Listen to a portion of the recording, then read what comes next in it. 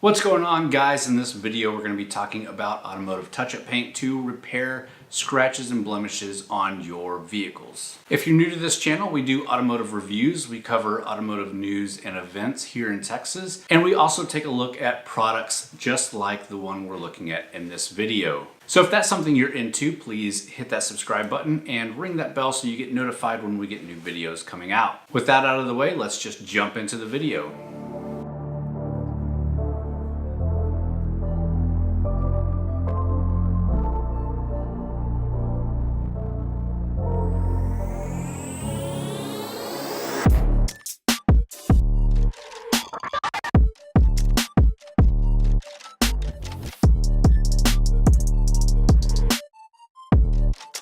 So the company's name is Automotive Touch-Up Paint and can be found at automotivetouchup.com.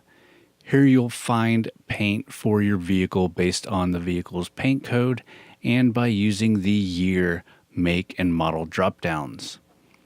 One of the things that stands out about this company is that the paint is not mixed until you order it, and they can guarantee an exact match for any vehicle, including the newest vehicles being offered. The paint is available in pens, bottles, and spray cans based on your needs. Not only are you able to buy the paint, but you can also buy all the supplies needed to fix and repair the paint as well. This includes the sandpaper, prep solvent, rubbing compounds, face masks, gloves, and more. The paint codes for a vehicle are most often found inside the driver's side door on a small plate. So hitting the website and ordering everything was pretty seamless once I had that paint code, and it all came to me really quickly in a nice big pack with everything I needed. Now, applying the paint comes in a few easy steps.